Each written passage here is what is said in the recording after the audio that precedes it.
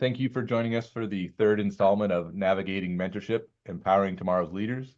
My name is Matt Piesold, and I'm a Labor and Workforce Development Specialist for the University of Missouri, and I serve the Kansas City region. For the past couple years, I've been working with my colleagues Amy Patillo, as well as Carl Bradley, Cheryl Newberry, Aaron Wybe, and Jason Weigel to develop a mentorship portal and a collection of resources for extension professionals.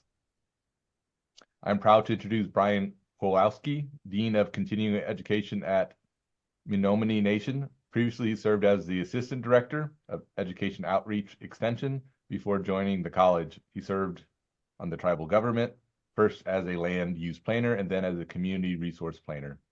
Brian Kowalski has a master's degree in management from Marian University of Fond du Lac and a Bachelor of Applied Sciences in Geography and Cartography from UW Stevens Point. As Dean of Continuing Education, he manages and administers all grants and contracts of the department and acts as the Extension Director. Dean Kowalski analyzes community data to determine appropriate activities to be undertaken by the department. He also worked with the community agencies to establish cooperative working relationships. He is involved with numerous local, state, and federal professional organizations representing his college and 1994 tribal land grant schools. Dean Kowalski supports the mentoring and development of extension professionals and strives to grow the 1994 land grant system and its talented professionals.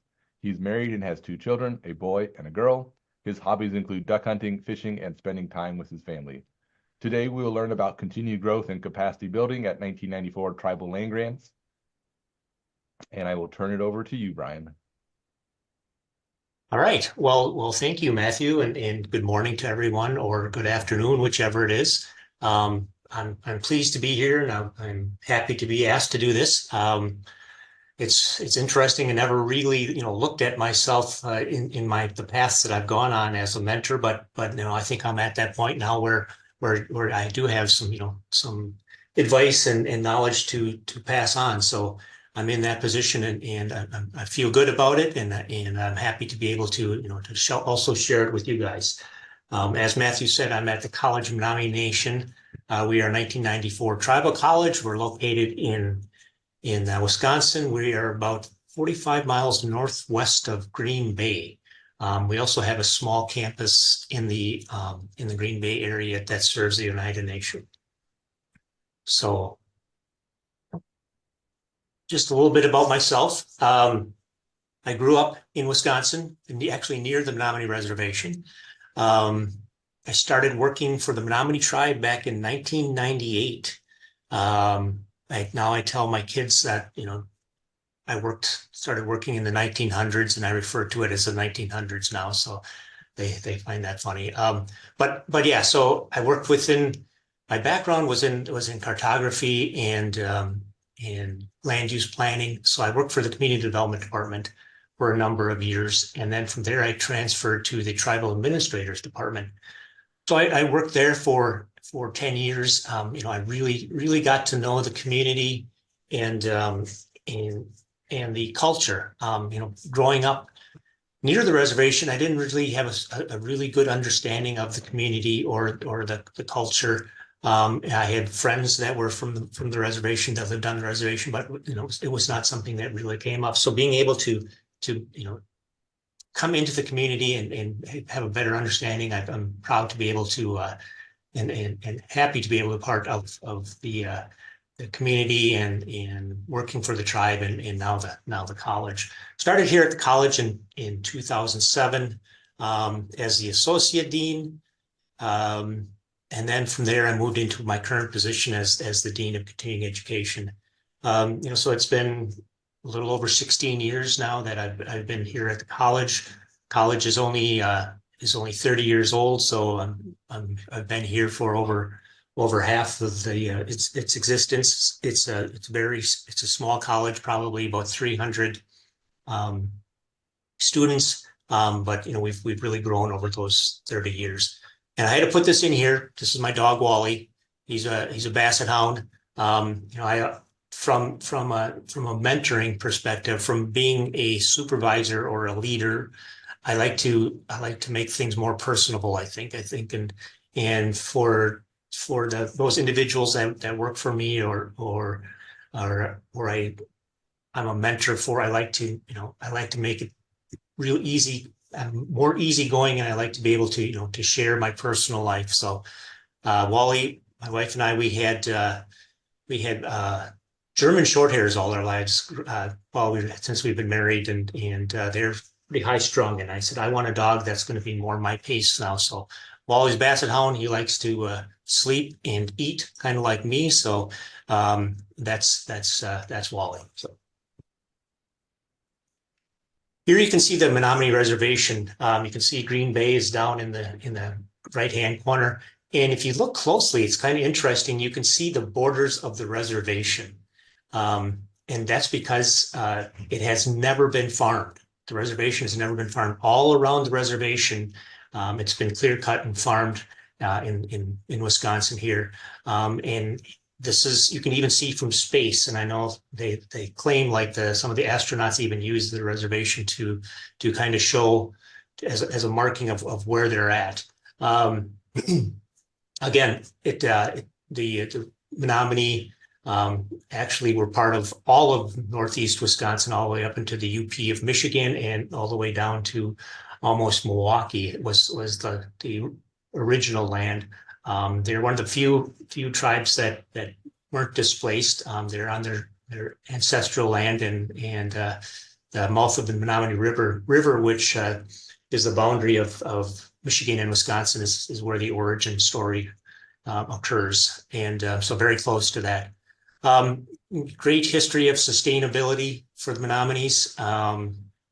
Again, the forest, 235,000 acres of heavily forested land, and they've been able to sustain that, and through a lot of forest practices that have become world renowned of not cutting everything down, but only cutting the trees that are dead or dying, and there's a sawmill, and that's really the big industry on the reservation here is lumber. And you can see that there's that line that goes through I think it's kind of cool, the line that goes through the top part of the reservation there from the bottom to the right. And that is where a tornado went through. So kind of interesting. So in the 1950s, the reservation tribe was doing so well. They had a sawmill, they had their own hospital. Just a little history here. And for that reason, federal government decided they were going to use the Menominees as a pilot to try to assimilate them into white community. And so in the 1950s, the Menominee tribe they were terminated as a federally recognized tribe. It was a huge disaster, and money was lost. The hospital was closed. It came to a point where there was no money for roads. There was no money for services, and so in the 1970s, actually 1973, which we just celebrated the 50th anniversary of Restoration, the Restoration Act was signed into law and restored Menominee as a federally recognized tribe again.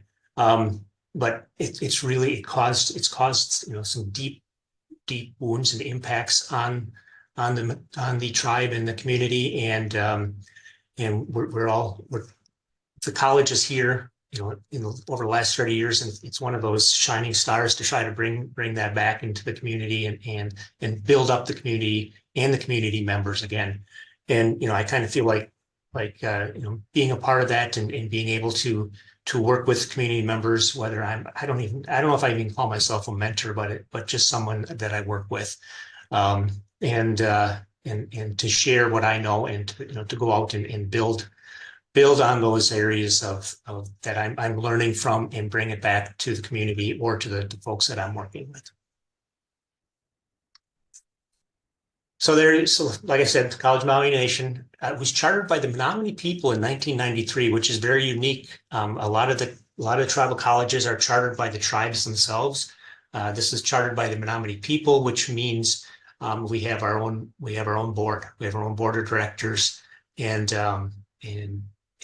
so we answer to that board and not the tribal legislature.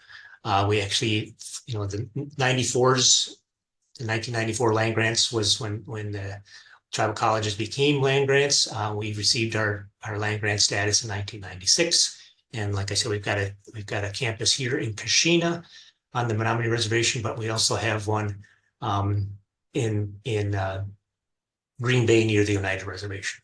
And we are, like I said, a tribal land grant college, similar to the other land grants, 1862s, 1890s. We have the same status as they do as well. We have a Sustainable Development Institute, which does a lot of research. It's our research arm, and they're doing a lot with climate change and internships and those types of things. But we also have, it's unique, we have the local county offices within our building here on campus. The UW Extension, the local county office, we share a building with them, and so that allows us to partner and give each other subawards, and it's a really good collaboration. It's probably about 12 years old now, where we've been able to. It hadn't been a good relationship up till then, and some folks got in that really wanted to make that change, and so we're very proud of that opportunity to have the 1862 and the 94 extension services all under one roof and serving the community in a collaborative way. So when I look at being a mentor or developing that opportunity to work with people, I look at relationships.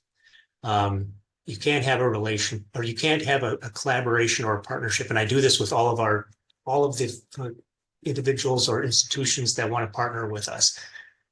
We found that until we have a relationship, the partnerships don't go well, and so I think it's important to build your relationship. And the one thing is, and I wrote this down as I was working on this: take time to listen. Take time to listen, and not only listen but hear. You can, and I catch myself doing this, often is I'll be trying to get something done on my computer or checking emails, and I'm not actually hearing someone who's in my office. So I think in people see that, people you work with, they see that, and so it's important to slow down and take that time to listen and be attentive. And this goes for coworkers. This goes for employees. That maybe your subordinates, and it goes for your partners and your collaborators. Give your full attention. It's important to do that.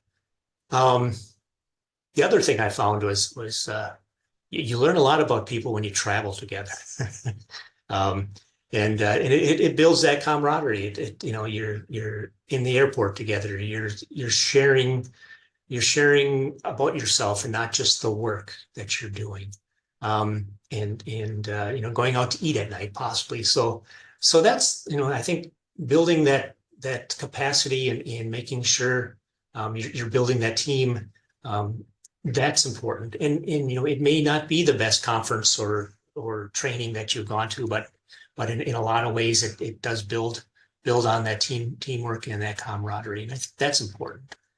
Again, and then share about your personal life. Like I said, I shared with you guys about my dog Wally, and I think I talk about my kids, and I ask everybody about their families and their kids, and I think it builds that relationship. Like I said, that where we feel like we're not just where we may have a friendship as opposed to just being employer-employee relationship. So that's important, I think, too.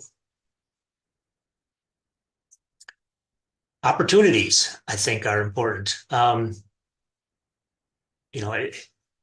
Starting on the path that I've been on, I didn't see myself in the position I'm in, to be honest with you, and I think I've received a lot of opportunities. I had one specific mentor, and I've had a number of really good supervisors while I've been in my career. But one individual, when I started working here at the college, he really changed me a lot. He taught me to believe in myself, I think, is really what he did. And he was really easygoing, and he pushed me, and he told me to take chances and try new things. And that wasn't the way I was then. But now I see that, and I feel like I'm trying to do that for others as well. Um, I have this picture of this double wide on here.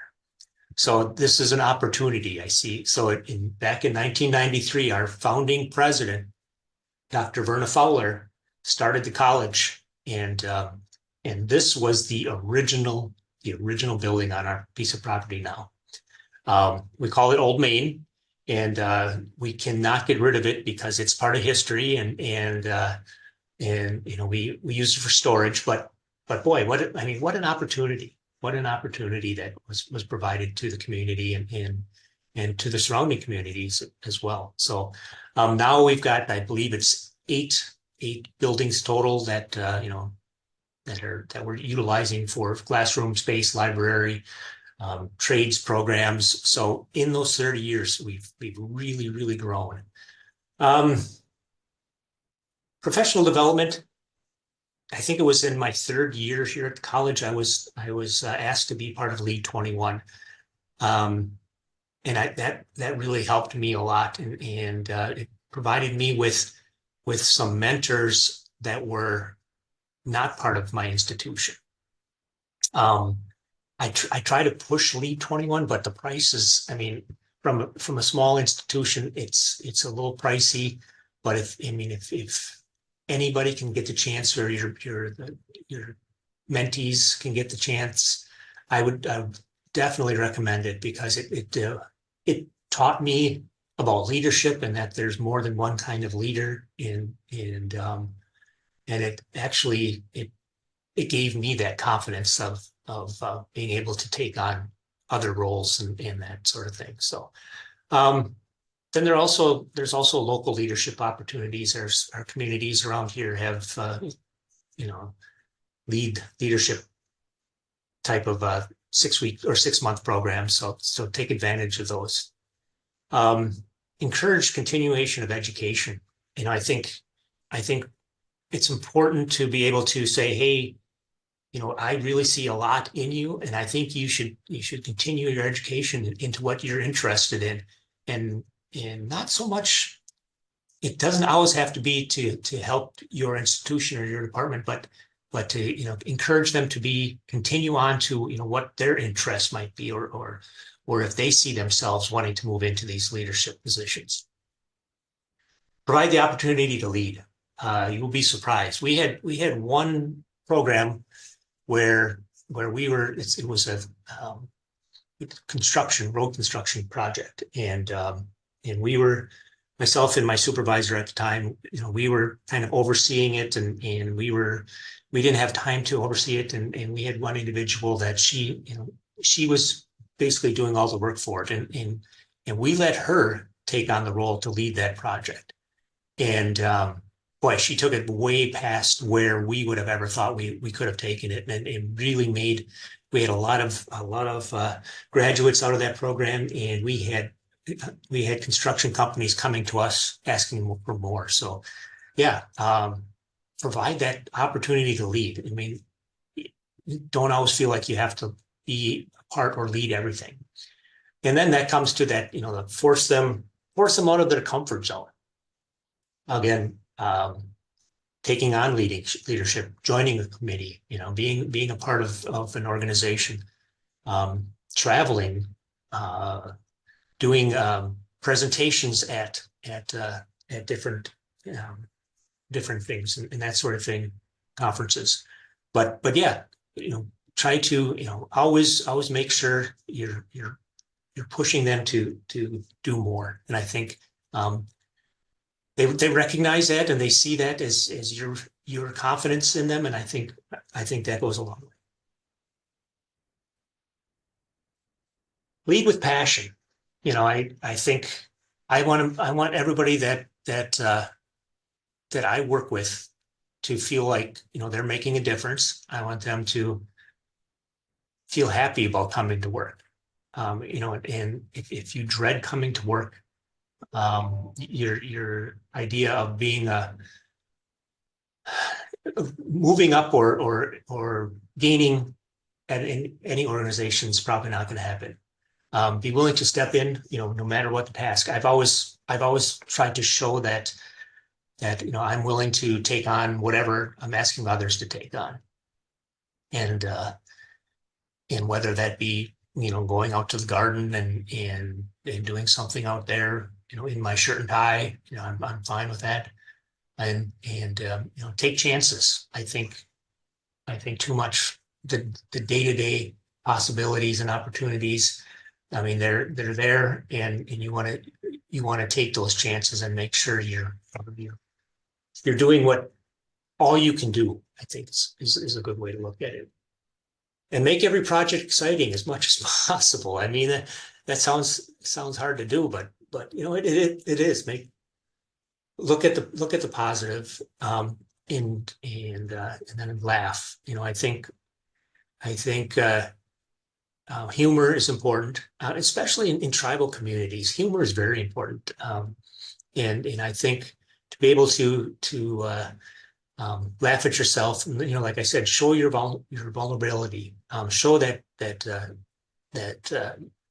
boy, I'm not sure if that's right or not, and so show that you have that, and then people feel more comfortable with you, I think, as a mentor. So I think that's important. And then, laugh and joke around, and it's a job. So you want to try to make it the best it can be, but you also have to enjoy your life. So, and then I talked about,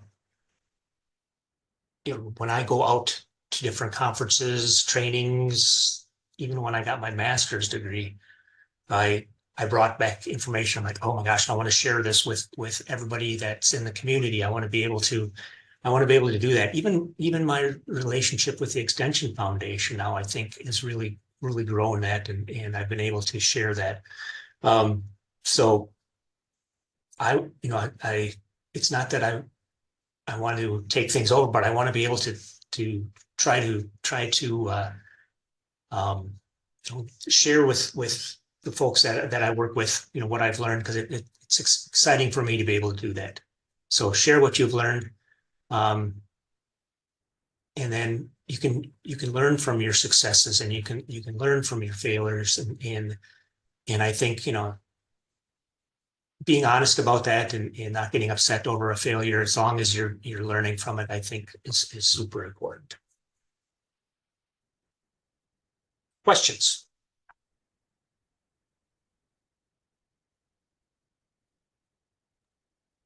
Yes, we have some questions, Brian. I also forgot to mention that Brian is on the Extension Foundation as a board member, so I apologize for that. So one question that we had was, this person would like to know about your experience centering and uplifting traditional knowledge systems within extension work and applied programs. So how do you take, what I'm hearing is the knowledge of the people, so to speak, within your community, and you're really integrating it within the extension system and the places that you work. And it's honestly something you're always thinking about. I think, I've said this many times, is working in a tribal community. There's no doubt about it. I've learned much more from the community themselves than I've been able to provide to the community. I think, but I want to be able to, again, then turn around and share that, not only with people, but with other. I'm proud of the community, and I want to be able to share that information and knowledge that I'm getting from the community in a good way, that others are learning about the great things that tribal communities are doing, whether it be food sovereignty and that sort of thing. I'm very careful with the traditional knowledge, but the idea of different ways to do things that aren't always cut and dry. I like to be able to share that, and that's kind of why I'm always willing to be a part of webinars or at conferences or at the foundation, being able to be on the Extension Foundation board and bringing that knowledge. We just had the board visit here for their annual in-person meeting, and I think I was really happy to be able to share what we have here. And again, it's small, but it's beautiful, and I think a lot of other institutions could learn a lot from tribal communities. Very good. I have a couple more questions, and also if anyone wants to turn on their microphone or their camera, you're free to ask Brian directly. Another question we have is, how long did it take for you to establish the trust as maybe someone not fully integrated into the community, and how long before you were trusted? So like you mentioned earlier that you weren't really felt like you were part of the community initially in a deep way anyway, if I understand your narrative correctly. So how did you build that trust within the community there? Hmm. I would say, I made a lot of friends and like within the community, and um, it wasn't just work related. I know everybody's kids. I know, but there are areas that I know my limits. I think I know my limits. That that's not something I'm going to be a part of, or should be a part of. And I think um, I don't know why, but it feels like I've been able to really steer through that well in this 20 some years, 27 years I've been here now. So um, and just being able to um, have those relationships and and be have friends where they now trust me because I'm their friend and not just their colleague. Okay. Yeah, it seems like it's really something that takes time and almost a one-on-one relationship sort of format. Maybe get some sort of someone to vouch for you, or Yep. in Yep. some way, or vouch And for you. it's interesting now because I'm getting to the age where I know where the people that I've worked with, their kids are starting to work with me. So Okay. it's like now I I know them. I'm working with them now. So So myself and some of my colleagues are in the Kansas City area, and only about 40 minutes away, we have a 1994 institution, Haskell University. Um, to date, to my knowledge, we really haven't collaborated with them. So how would you recommend us if we wanted to work with that institution directly? What does that process look like? How do you begin to build that trust or launch a collaboration? What are some of the concrete steps to that process? and this is a question I get quite a bit. Sure. um, I think again it comes to make start and maybe not nothing formal, but just start attending anything that they might be offering or those sorts of things, and become a face that they know, and um we've had a rule in my past supervisor when we would do trainings and workshops. He would say, um and he passed away at a very very young age in his 40s, so it was devastating for me. But he would say, you know what, when we have some sort of a event, we try it at least 3 times. That's the rule of thumb, is 3 times, because if by the third time people aren't coming, it doesn't pay to do it anymore. But if by the third time people will realize, well, hey, maybe this is something that will continue, because people don't trust that it's going to continue sometimes. So I think that's important, and um, you know I've also always said as well that we can't start any program. I don't want to start any program that we're not going to be able to continue, because the community has been so used to that. Someone comes in, here is all this great opportunity for you, and then the grant ends, and then everybody leaves, and it's gone. So I don't ever want to do that either. So Lisa, I think you got your hand raised, I see. Yeah. Yes, I do. Thank you. Thank you. And what a terrific conversation. I'm curious. I'm at the University of Minnesota, and we've done some work in Indian country, continue to. Some of that grant experience is in our mix, and staff changes as well. And I'm white. I haven't got that. I have some relationships and I'm looking to grow them. I was really caught, or I noticed when you talked about building relationships and the question about trust, I thought about vulnerability and you mentioned that. And I wondered if you might have an example or something where you maybe misstepped and how you recovered from that. Because I think it's one thing to sort of build trust by showing up. Awesome. I Yeah. feel like that's my super commitment, is like, I'm just going to keep showing up. And I also know there are times when I may not even be aware in the moment, but maybe I found out later that I've misspoken or misstepped. And I'm curious if you have an example or something that you might offer in service of both vulnerability and then sort of the practice of repairing trust or building those relationships, even when some things don't go well. And kudos on being in your community in such a powerful way. Thank you. First thing that is, if I've got some relationships with friends here in the community that I trust beyond a doubt. And if I have any concerns, I go to them and I'll say, "Hey, what do you think about this? Should I be doing this? Should I be doing that?" And so I've got that benefit now, but that did take me a while to get there as well. But I think the one area where I'll give an example would be we've done a lot of work in food sovereignty now. All the agencies in the community are doing something, whether it be the school, the clinic. We're all kind of falling over each other trying to do food sovereignty now because it's become so important. And so we said, and I was working with UW Extension at the time, and we said, well, we had the opportunity to get a grant, and we were going to define food sovereignty because everybody had a different idea what food sovereignty was.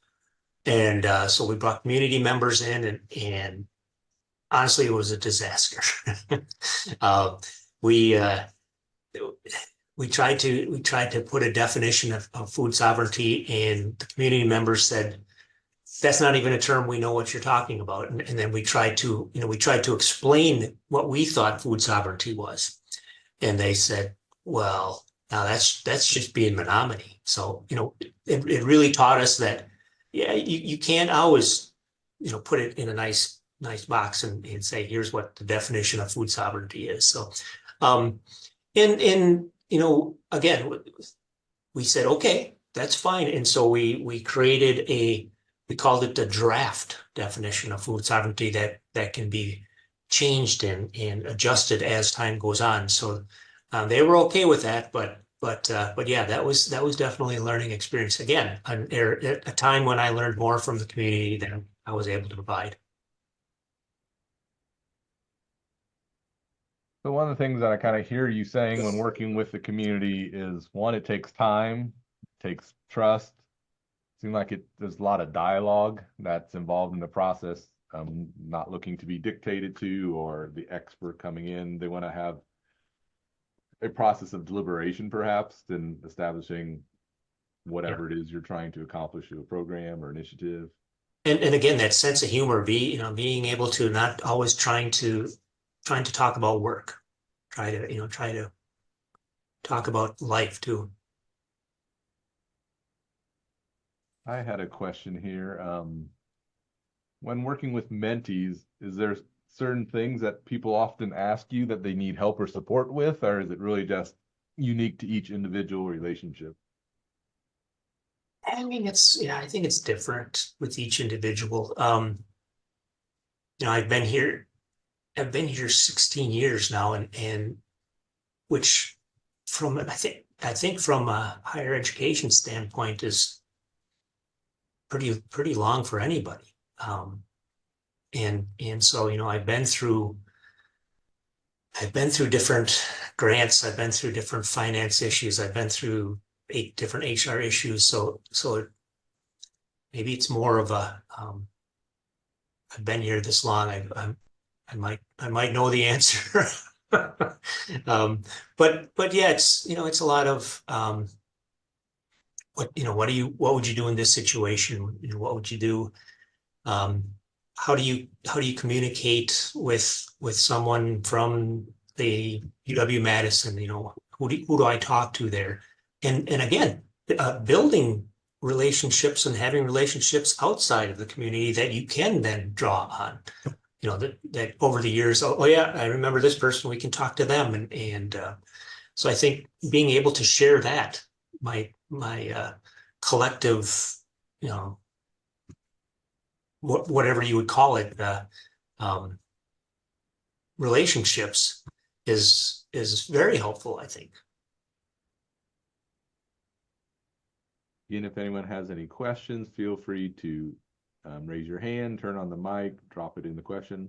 Oh, we have another question.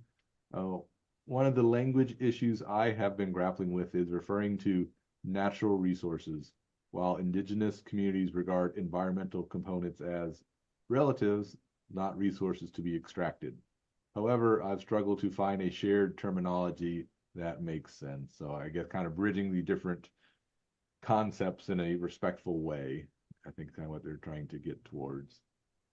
Yeah, no, absolutely. And I mean, I walk lightly when it comes to culture. I walk lightly when it comes to language, and I walk lightly when it comes to natural resources. Again, that's where I try to pull in the folks that I've built relationships with already and ask them,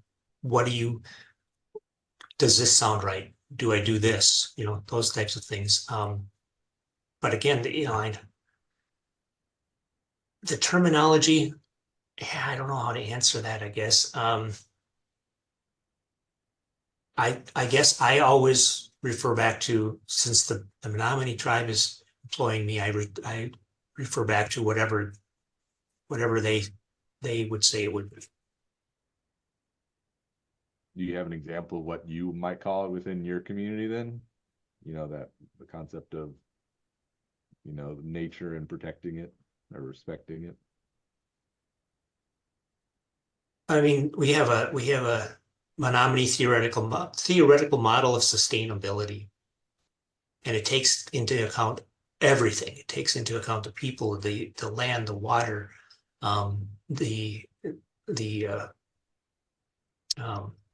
communication.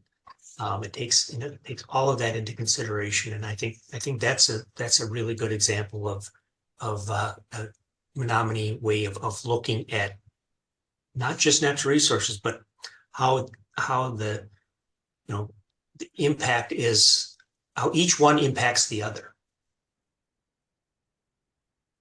So it sounds like a very integrated, Yeah, overlapping model of very, very holistic. Yeah.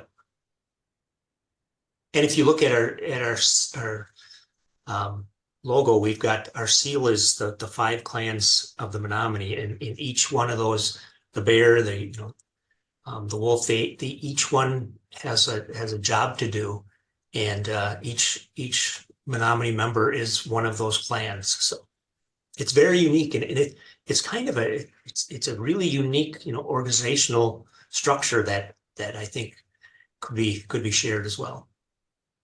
Yeah, Kitty just shared the theoretical model of sustainability from. Yep, there you go.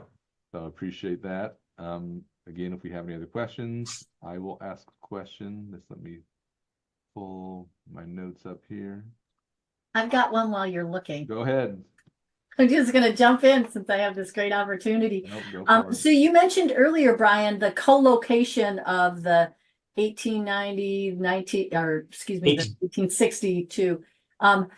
And could you share a little bit about maybe were there growing pains or over the time? I mean, part of the challenge I think that I notice is some of the assumptions that are so sort of ingrained in me that I don't realize the ways in which I'm bringing those into my work in other ways, and I'm trying to become aware of them and then operate and listen and learn in other ways. And so I'm curious if there's some things from that either the co-location or experience or the blending or the collaboration of those two sort of extension bodies.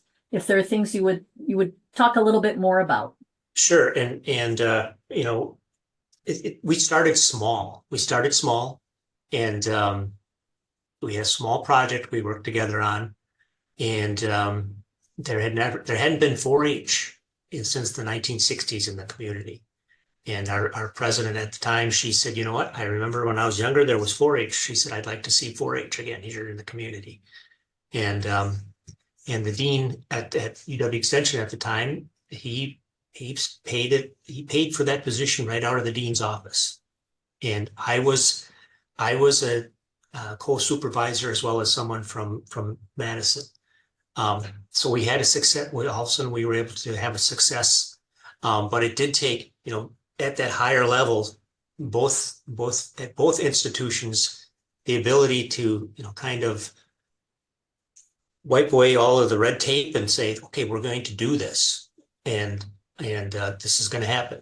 And there were times when we would apply for grants as well. You know, when if we would try to collaborate on a grant, I can walk down the hall and I can get my president to sign off on a grant. I don't think there's too many big 1862s that have that ability. So it takes a lot more, and they were able to do that as well. We can't wait that long. It's got to be done now. So, you know, just kind of taking that away. And then from there, you know, we saw the success of 4-H back in the community again. And our president said, you know what, we've got this brand new building we've built now in 2012 at the time. And the local extension offices were in the basement of the county human services. And she said, why do they need to be in there? They should be out where people can see them, and the resources need to be out. So we still to this day provide them space free of charge. And we see that as an opportunity, because with that relationship, we've been able to really, you know, take on some pretty substantial grants through the CDC or NIFA to bring resources in the community where we're also then a sub-awardee of it, and then we also, there's grants that we can apply for that the extension can apply for that we bring them in on it. So it's really it had some bumps along the way, but once everybody was on board, I think, you know, we're proud of that relationship and that being able to do that.